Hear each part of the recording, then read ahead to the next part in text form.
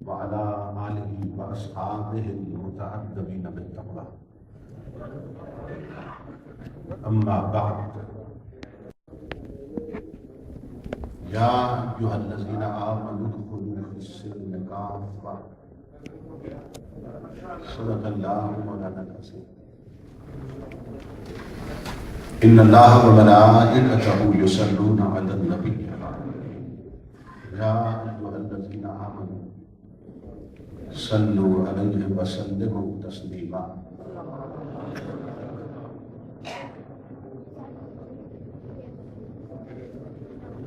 لائق سر احترام سرمایہ ملت محسن اہل سنت، برادر محترم، میزبان مکرم، خطیب اسلام، شیخ طریقت حضرت علامہ صاحبزادہ قاری محمد شعیب چشتی صاحب دامت برکات و ملالیہ، شاہین اہل سنت، عزیز مکرم، شیخ طریقت، خلیفہ مجاز بریلی شریف، حضرت علامہ صاحبزادہ الشیخ محمد عمران مطالبی صاحب، اسی توجہ، دیگر معزز مشائخ علماء کرام اور محترم حاضرین و سامعین، اللہ رب العزت کا لاکھ لاکھ شکر ہے کہ جس نے اپنی توفیق خاص سے آپ کو آج کی اس پاکیزہ مجلس میں حاضری کا شرف عطا کیا اور اپنی تعلیمات اور ارشادات کے حوالے سے باہم مل بیٹھنے کی توفیق عطا فرمائی۔ اس عظیم الشان پروگرام کے انعقاد پر میں آپ تمام حضرات کی خدمت کو بالعموم اور برادر محترم حضرت علامہ صاحبزادہ قاری محمد شعیب چشتی صاحب اور ان کے لخت جگر الشیخ محمد عمران مطالبی صاحب اور ان کے جملہ رفقاء اور معاونین کی خدمت میں بالخصوص دل کی اتھا گہرائیوں سے ہدیہ تبریک و تحسین پیش کرتا ہوں اور دعا کرتا ہوں کہ اللہ پاک ان کے علم و فضل میں غیر فانی برکات پیدا فرمائے اور ان کے فیضان سے جہان کو مستفید ہونے کی توفیق عطا فرمائے۔ اس وقت پہ کہکشاں کا سماں ہے، بڑی بڑی عظیم شخصیات تشریف فرما ہے، ان کے لیے صرف اتنا کہنا چاہتا ہوں کہ یہ بزم میں ہے، جام جم نہیں ہے، یہاں کوئی کسی سے کم نہیں ہے۔ اللہ پاک علماء حقہ کا سایہ تعدیر اہل سنت کے ضرور قائم رکھے۔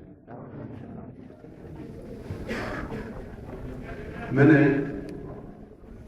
آپ حضرات کی خدمت میں قرآن حکیم کے جو الفاظ تلاوت کرنے کا شرف حاصل کیا، ان میں اللہ پاک نے ایمان والوں کو حکم دیا ہے کہ پورے کے پورے اسلام میں داخل ہو جاؤ۔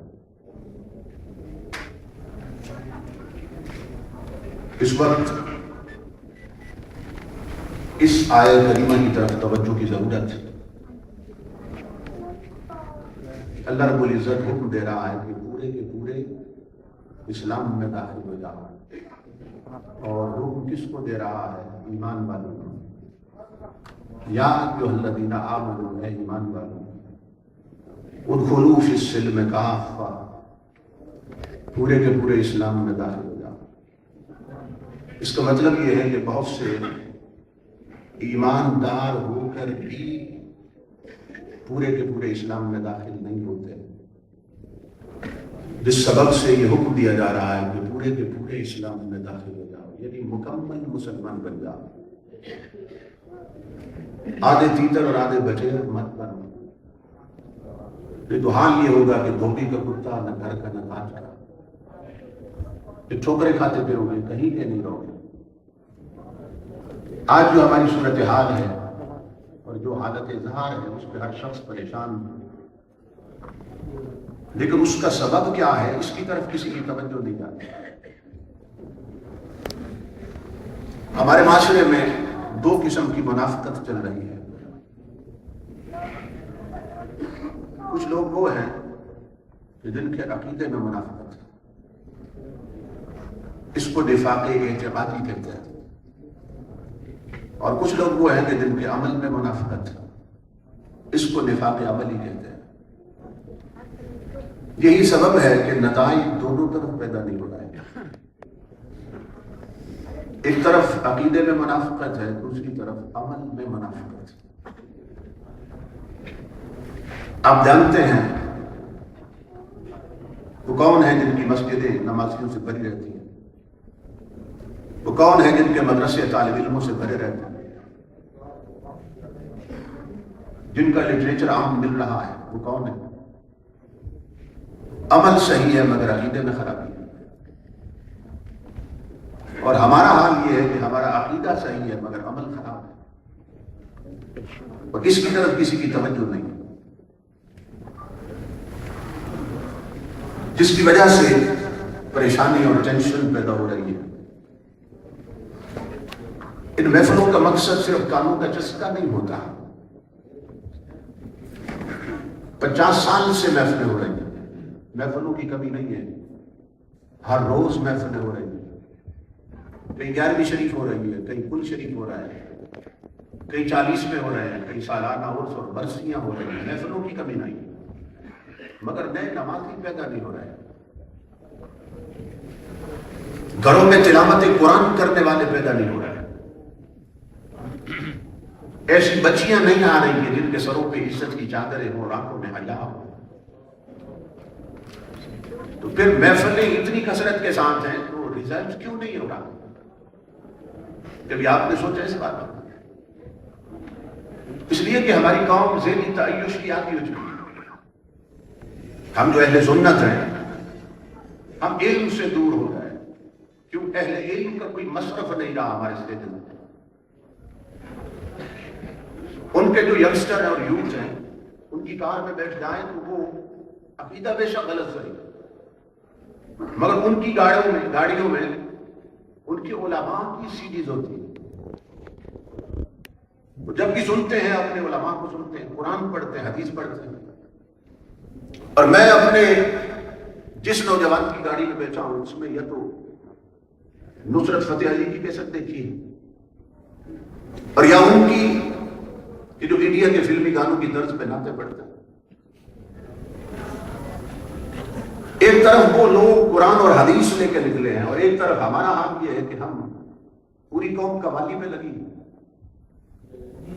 ان کا مقابلہ کیسے کر سکتے ہیں؟ عقیدہ صحیح ہے مگر عمل خراب ہے. اور جو اس میں بانٹ کرتا ہے وہ بعد میں کرتا ہے، فتوے پہلے لگ جاتا ہے. تو میری باتیں آپ نے بڑی درد مندی سے سنی اور گھر جا کے پھر سوچنا بھی ہے اس نے غلط کہا تھا یا صحیح کہا تھا. ایک تو یہ ہے کہ اپنا رخ کر لیں قرآن اور حدیث کی طرف، شخصیت پرستی نہ کریں. سمجھ رہے ہیں؟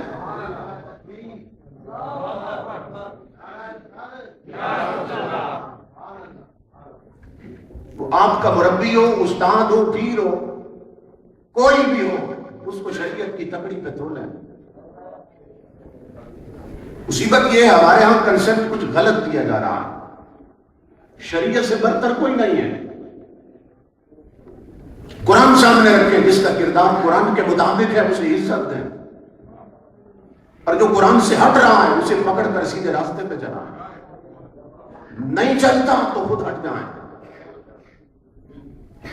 اس لیے کہ نبی اکرم صلی اللہ تعالیٰ علیہ وسلم نے جو راستہ ادا کیا اس میں حضور نے فرمایا والذی نفسی بیدہ، اس ذات کی عزت کی قسم لوگو جس کے قبضے میں میری جان ہے، لتأمرن بالمعروف ولتنہون بالمنکر. فرمایا میرا کلمہ پڑھنے والوں تمہیں ضرور بالضرور نیکی کا حکم دینا ہوگا اور بدی سے روکنا ہوگا. دو تاکیدیں لگائی حضور نے اور قسم کھائی کہ تمہیں یہ کام ضرور کرنا ہوگا. اگر تم نے نہ کیا لَيُشْرِكَنَّ اللَّهُ أَن يَبْعَثَ عَلَيْكُمْ عَذَابًا مِّنْهُ. اگر نیکی کی تبلیغ چھوڑ دی اور برائی سے روکنا چھوڑ دیا تم نے، پھر کیا ہوگا؟ اللہ رب العزت تمہیں ایسے عذاب میں جگڑے گا فَتَدْعُونَهُ فَلَا يَسْتَجِيبُ لَكُمْ، تو پھر تڑپو گے، رو گے، چکرے مارو گے، دعائیں مانگو گے، مگر وہ دعائیں تمہاری رب قبول نہیں کرے گا۔ آج دیکھ لیں ہر شہر ہے مگر سکون کوئی نہیں۔ ہمارے پاس بڑے بڑے بزنس مین آتے ہیں اور روتے ہیں کہ کیا کریں، بیٹیاں باقی ہو چکی ہیں، بیوی باقی ہو چکی ہے، اولاد باقی ہو چکی ہے، قومیں اس طرح زندہ نہیں رہتی، اس لیے کہ ہم حقیقت دین بھول گئے، ہم اپنی طبیعت پہ چل رہے ہیں، مصطفیٰ کی شریعت پہ نہیں چل رہے ہیں۔ میں آپ کو حضور کی شریعت کی جھلک دکھانے لگا ہوں۔ ہوتا ہے کہ نعت پڑھنے والا فلاں فلمی گانے کی طرز پہ نعت پڑھ رہا ہے، اور ہماری بے حسی اور بے غیرتی کا حال یہ ہے